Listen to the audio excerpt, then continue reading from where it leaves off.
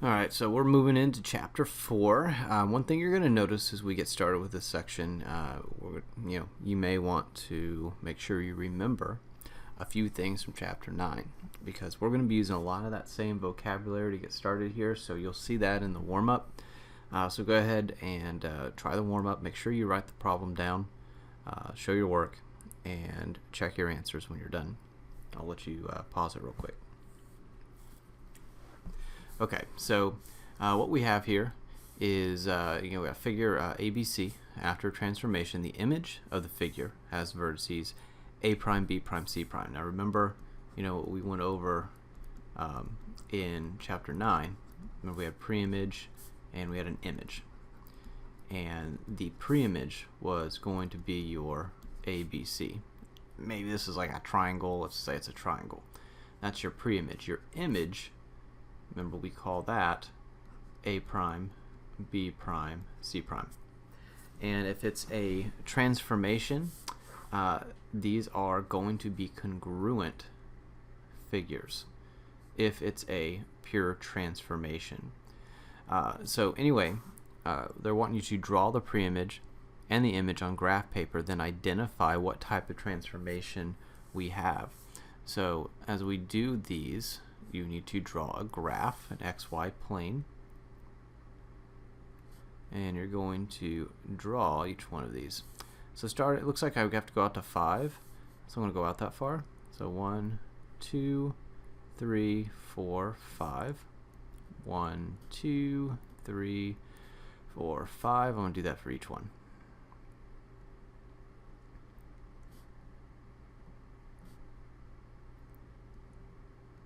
Okay, so when I do my pre-image, I'll do that in green. I'm going to have negative 3, 1. That's my A. I have my negative 1, 1. So that should be the same height, basically. And that's B. And then I have negative 3, 4. And that is my C. So we connect those 3 points. I want you to graph it, so I'm graphing it. And then I'll do brown, I guess. It's the next color I have on my screen up top. So that would be 3, 1. So 1, 2, 3, 1. That's your A prime. B prime is 5, 1.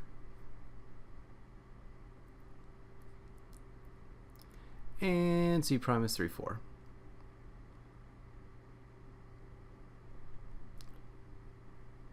So, oops, I messed that up. I'll get there. Okay. So B prime is supposed to be like it's at 1, so I'll just kind of shove that up there. And we got this figure. Okay, so if you look at it, it looks like in this case we have a translation. So as you write this out, you're going to write it out as a translation. That's how we're going to explain it. So this would be a translation.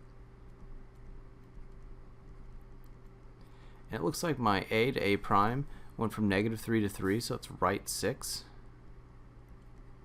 And I'm going from 1 to 1, so I'm not really going up at all. So like up 0, you don't have to do that. Now if you're using your arrow notation, it would look like this. X, Y, arrow, and it's X plus 6, Y. So that's going to be the way you probably want to write this, so you can get that arrow notation going. Alright, so that's going to be a translation. Next up, kind of run through this again real quick. So here we go. Looks like I'm going out 5 units again. So 1, 2, 3, 4, 5. Just kind of do that on each one. 5 units.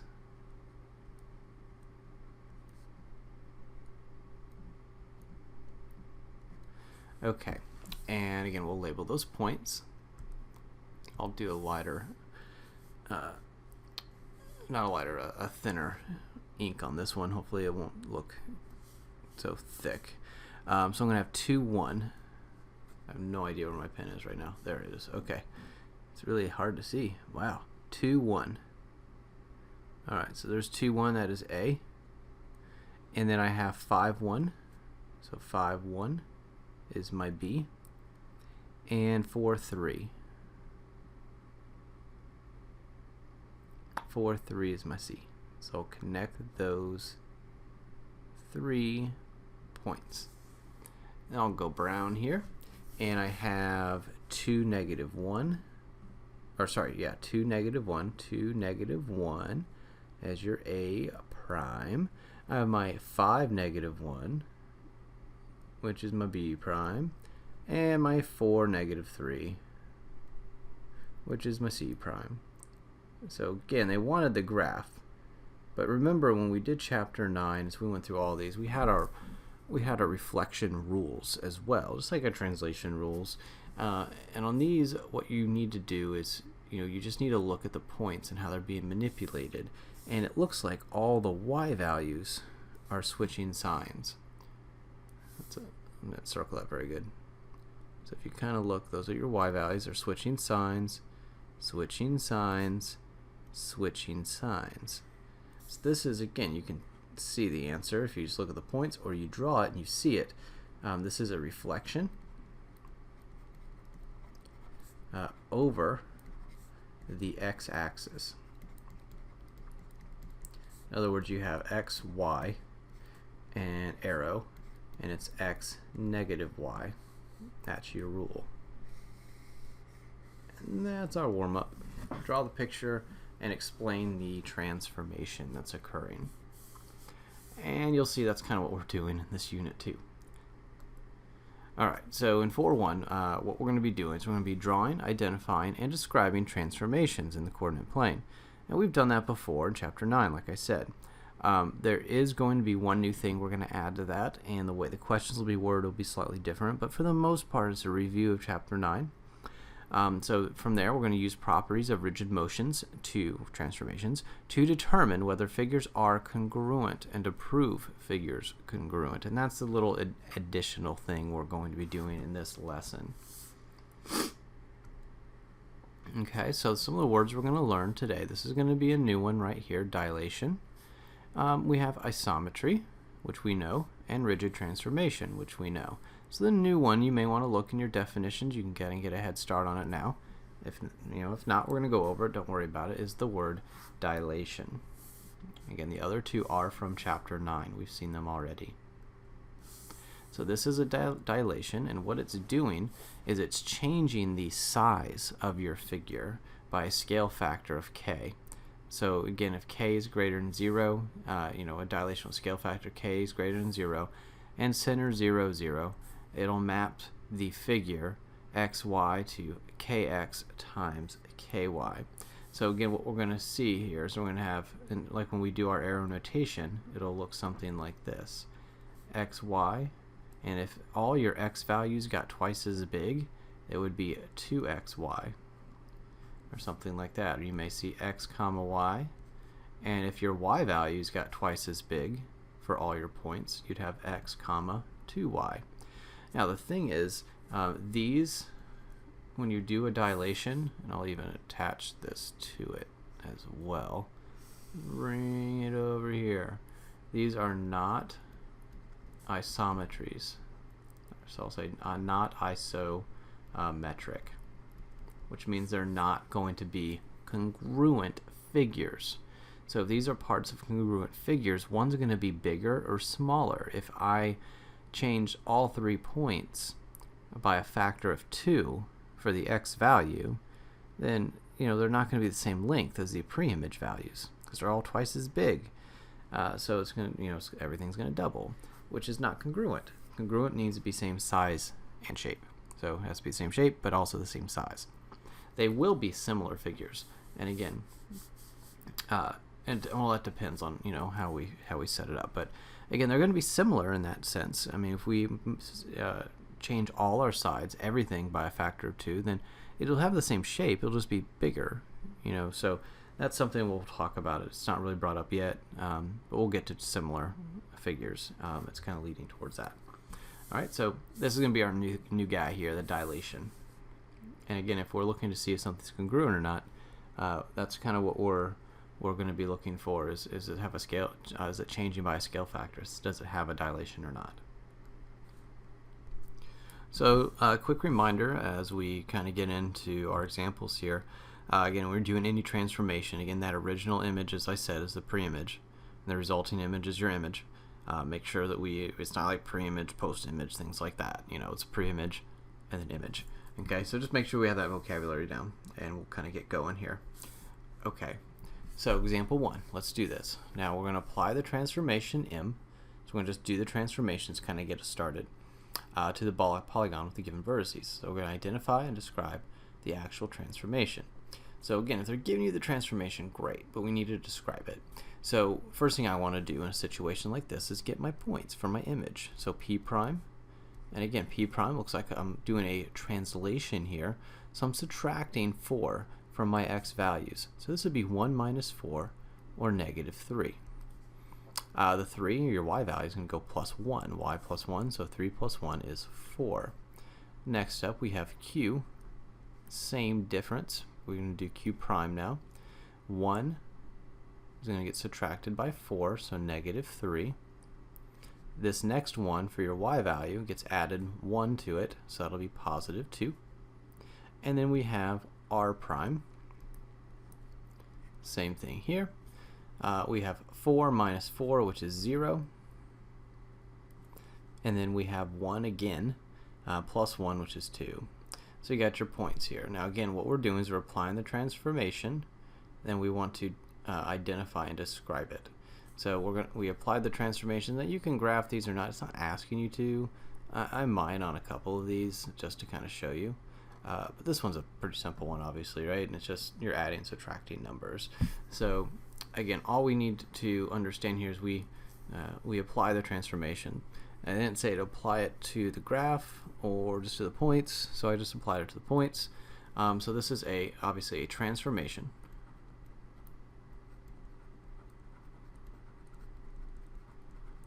And you're going left 4 and up 1. Again, if I put the actual two graphs on the XY coordinate plane, you would see that the first graph and the second graph, well, the second graph, the image, is left 4 to the left and up 1 from the pre-image. So again, you want you to describe that transformation. Then we'll talk about congruency and things like that. But again, as a reminder, if I wanted to say this, these are two triangles, because we are getting to that. Triangle PQR is congruent to triangle P prime, Q prime, R prime.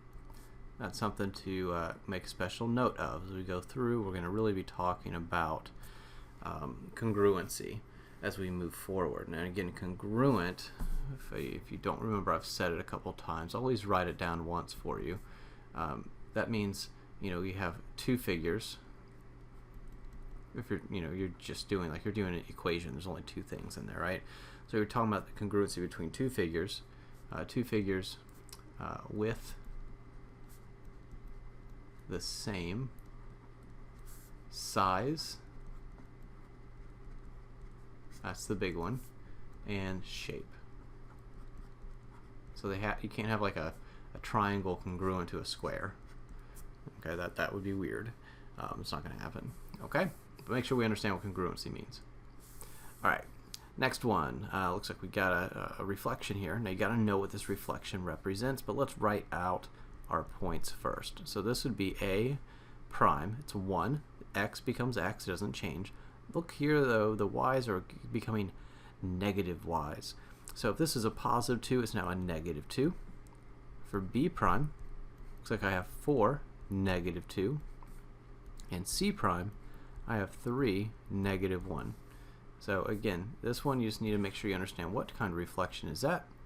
Well, this is a reflection over or about. That means the same thing the way we're wording it here, so I'll just put it the way phrase about. It's a reflection about, and if you're flipping over, again, if you have the point xy and you have x negative y, you are now down here. I know you see the y with the negative in front of it, but that doesn't mean it's a reflection over the y-axis, because the way this works out, you're actually going over the x-axis. So this is a reflection about the x-axis.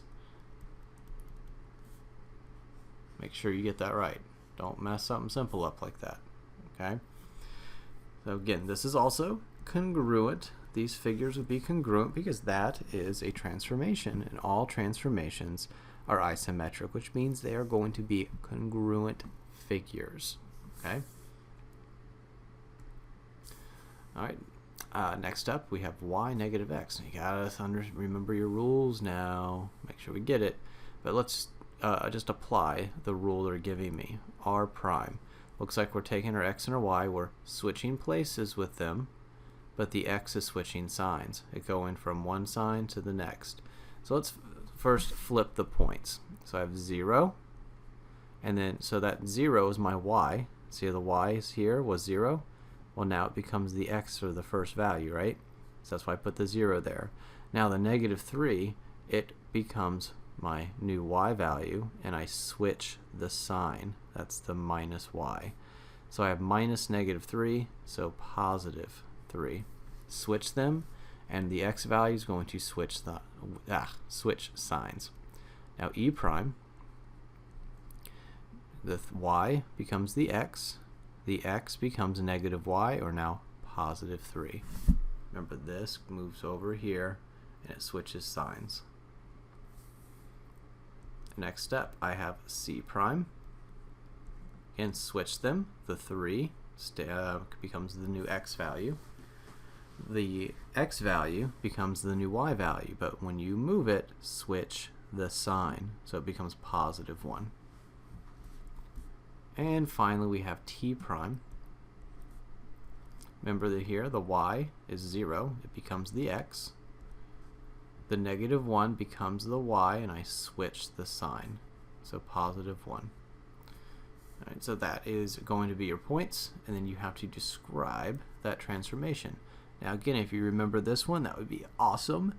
If not, you need to study your Chapter 9 material. This is a rotation of 90 degrees about the origin.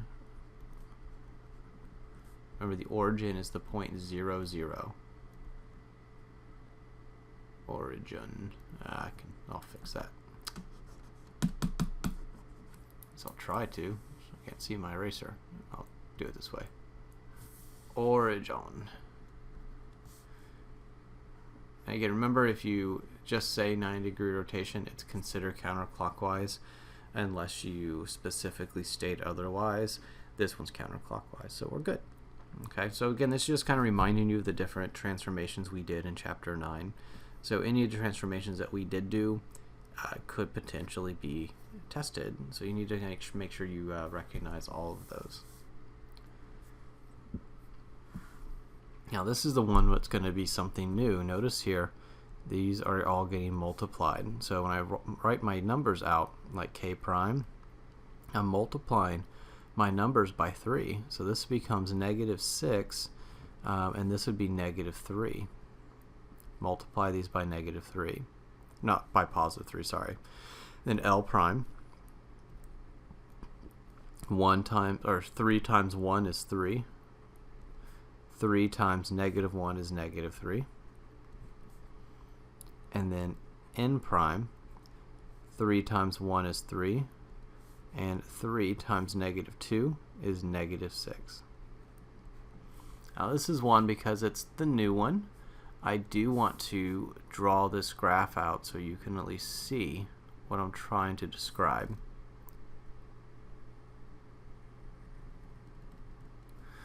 So I'm going to go out 6 units. So let's go ahead and do that real quick.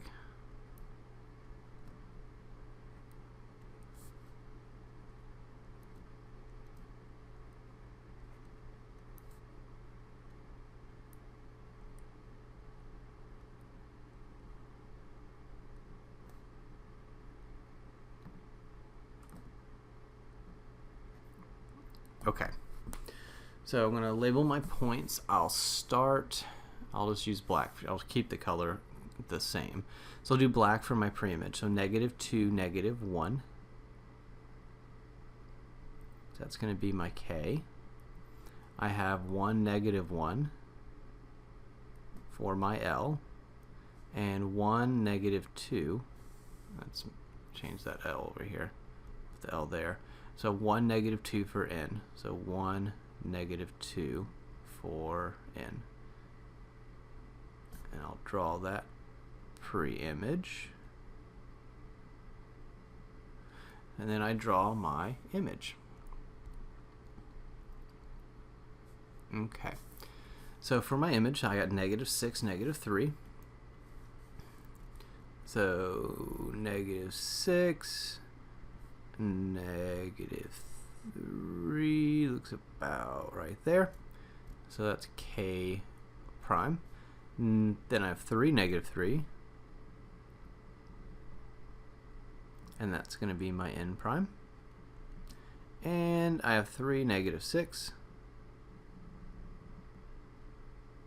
Right there.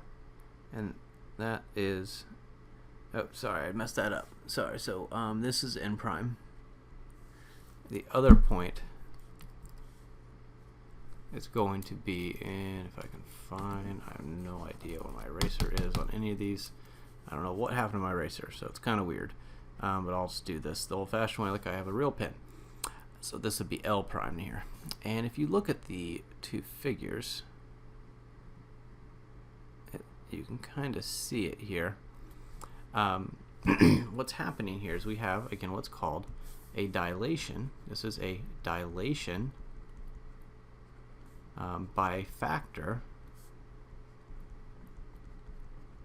of 3. Now, to give you an idea of how you how you construct something like this, let's do this to our dilation. It's all dilations are dilated from the point 0, 0. Now this one, it's going to be hard to show. It's harder to show, but I can give you like a basic idea of what's happening here. But your dilations are coming off of 0, 0. So like if I tried to draw lines connecting my pre-image points and my image points, I should be able to draw 3 lines.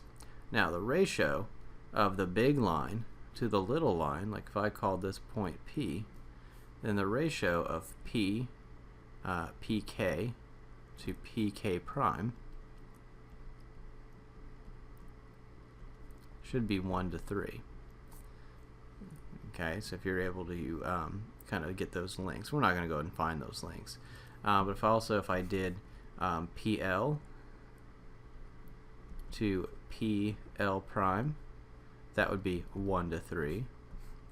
And if I did PN to PN prime, that would be 1 to 3. Again, I'm throwing this at you, but you actually will need to know it. So, that's why I feel like I should show it to you anyway. When I say you need to know it in geometry, like you're going to need to know it. So, it's still important to kind of understand how you can construct something like that. As you probably know, we're going to get to the construction part of it as we move forward. Okay, so that's a dilation. So kind of getting all those translation rules kind of wrapped up here. If you don't remember them, here they are. The only thing we're adding to it is obviously dilation. So make sure you kind of make a note to remember all these transformations. You can see why I didn't put it on the test, because we're going to be going over chapter 9 anyway. That's why we only review chapters 1 and 2 on the test, because here's chapter 9. Okay, so remember the isometry, rigid transformation, they kind of mean the same thing. So I'm just going to kind of skim through this slide. If you need to write this down, make sure you do that. But I've been talking about isometries quite a bit here. Okay, also one little thing before we kind of go into our last examples here. Again, translations, reflections, rotations, they produce images that are congruent. So again, make sure we remember that. But the thing is that all kind of changes when we start talking about dilation. So dilations with scale factors that aren't equal to 1. Because again, if you multiply everything by 1, I mean, in a way, you're not even really doing a dilation, right? So, I mean, it's not changing it. That's the point. But a dilations with a scale factor not equal to 1, it's either then it's getting smaller or bigger, produces images that are not congruent, as I was saying earlier. Okay, that's kind of the key as I've been trying to explain to you as we went through this lesson. Alright, so to kind of, start wrapping things up here, now we get to the real meat of what we're trying to get at here. And so now we're going to be determining whether figures are congruent or not. Now in problems like this, it's probably helpful to be able to draw the graphs. You can kind of see the transformation because sometimes there's more than one. So what we're going to do to help us see this, when you do these examples, you need to draw them. Okay, so if you want to go ahead and do that, you can pause the video and get your XY axis up there and just plot these points. So to save time with the video itself, I'm going to pause it as well and draw these points, so you'll see in just a second the points will suddenly appear.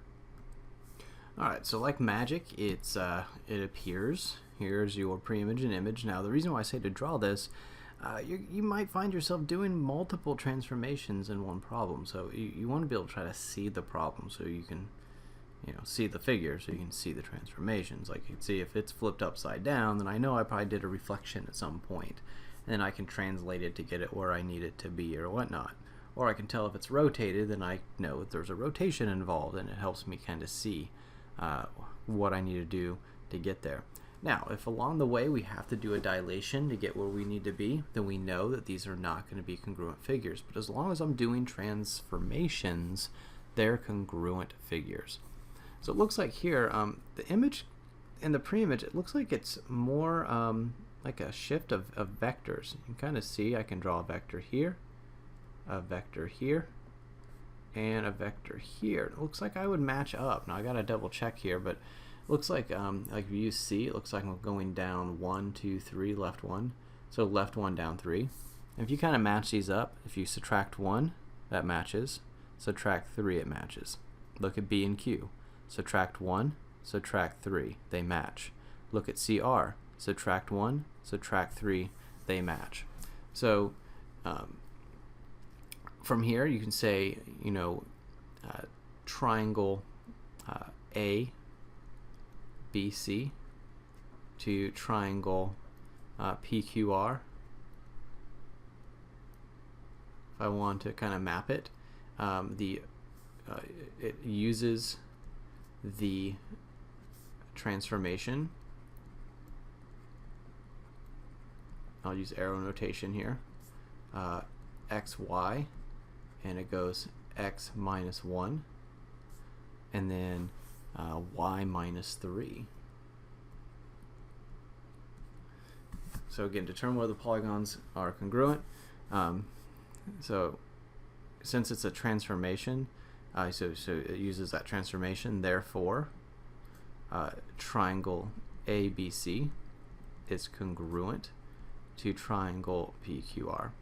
There's more than one way to say this, but you need to state the transformation, and once you state the transformation and show that that's how you get from one image to the other, and you can call either one the pre-image, I guess. They don't really tell you for sure, but you show it's a transformation.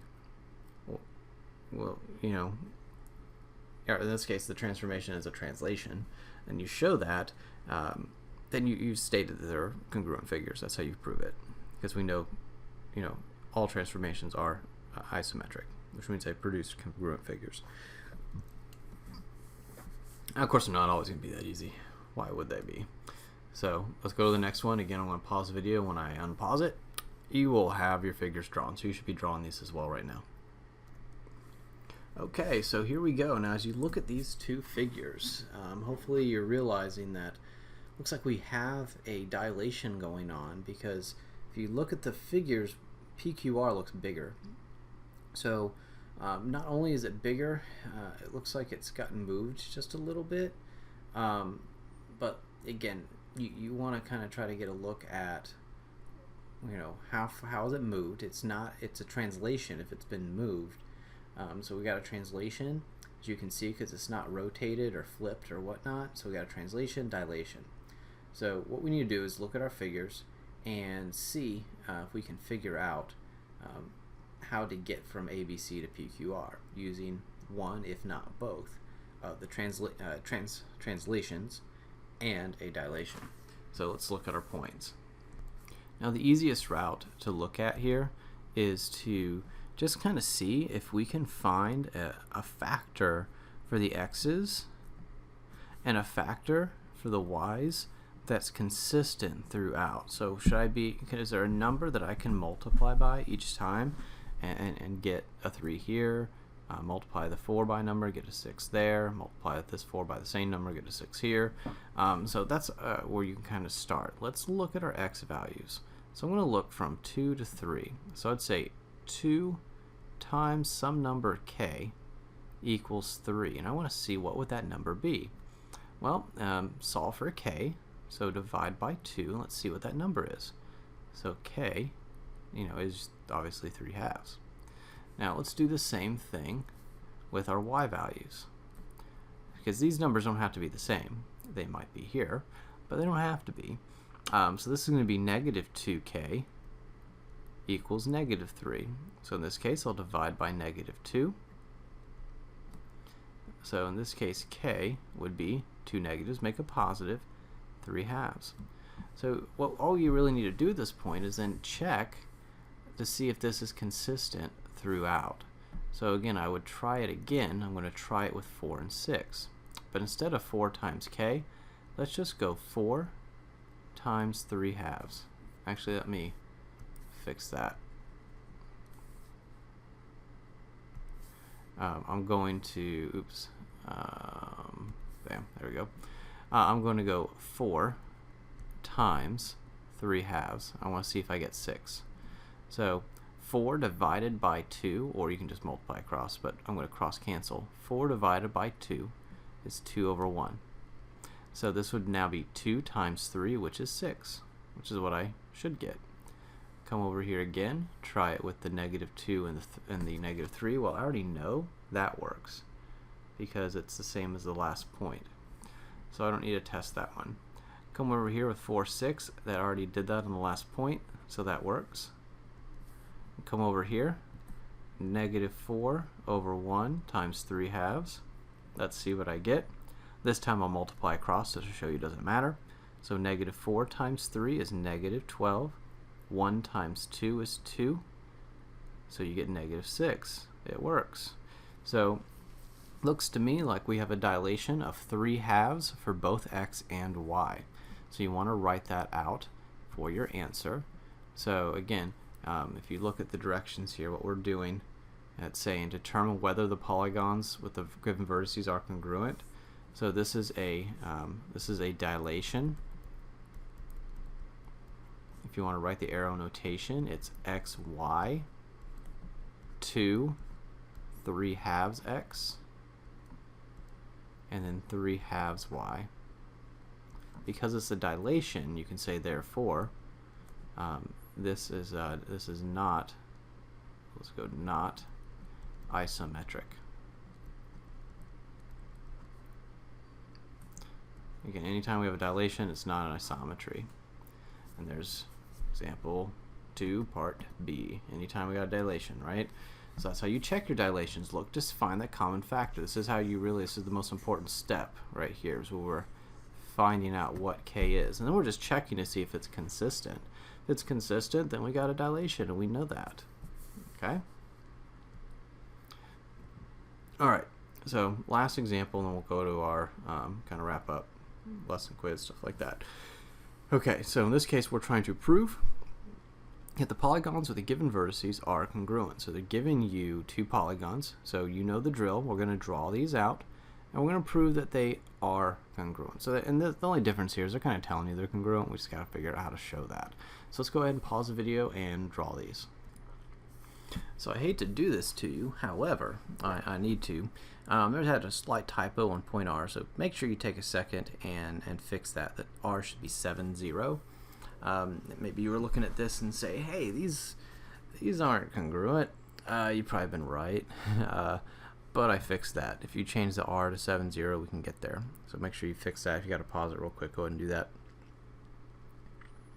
Okay, so let's go ahead and talk about this and see how would I get ABC to map onto PQR. Well, one thing that hopefully you're seeing is that it looks like this thing's flipped upside down. I can kind of see that because you can see how it had the long end, the long flat end here. Well, that looks like I was on the bottom. Now it's on the top. So I can see a reflection going on. So here's two things. I'm seeing a reflection about the x-axis.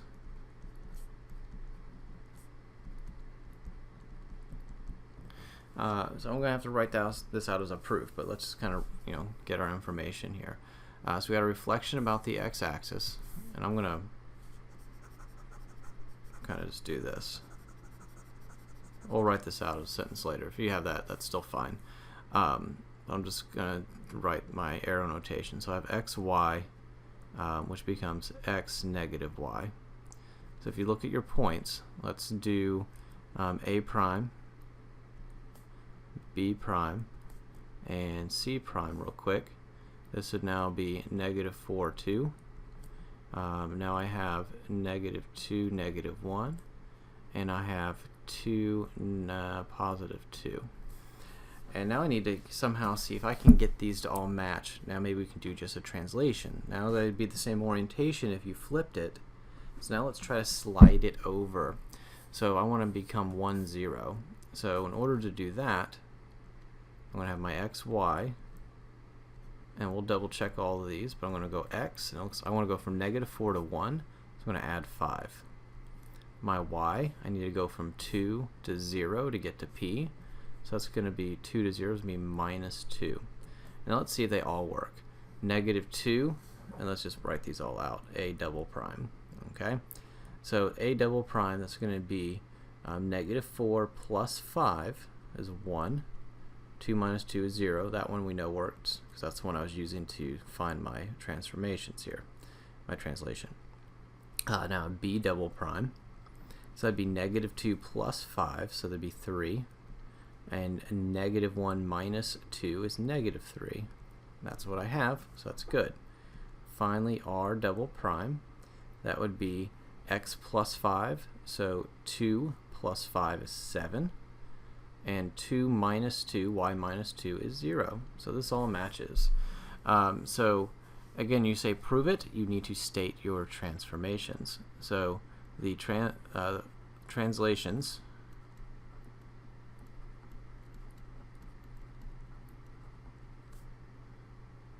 of, and I'm just writing my proof now, just kind of explaining it in this case. The translations of, and it doesn't matter the order that you do it. I could do the translation first and then do the reflection. I'm going to write it the same way we did it. So the translations of a reflection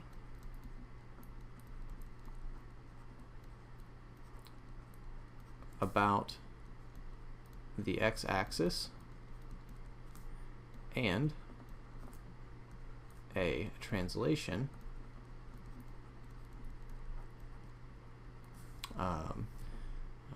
of right 5 and down 2 maps triangle, looks like we have triangle ABC onto triangle PQR. Therefore, triangle ABC is congruent to triangle PQR. So again, as long as we're able to show the transformations and how they map one point or one set of points onto the other, even if it's 2 or 3 transformations, doesn't matter, without any dilations, which I don't have here, I have congruent figures. So as long as you can state that, you have proven it to be true. You've proven the triangles to be true. So that is how we do our proofs in this section. A little different, right? We're just writing the statements out. It's kind of like showing. That's kind of what I'm doing. I'm showing. But those are my reasons. I have my translations. That's the reason, all the reason I need in these situations. Trust me, there will be a lot of 2 columns proofs dealing with congruent triangles, by the way. This is not it. But at this point, that is it. So we're going to kind of wrap up now. Just kind of a little hint, I've been kind of saying these things in a way. You know, all these translations are congruent transformations when I do the translations, the reflections, rotations, and stuff like that, right? So anyway, to kind of wrap things up, get your lesson quiz. We have 3 parts just because it can get kind of wordy. So we have 1, 2, part 2, which is 3 and 4, and part 3, which is number 5.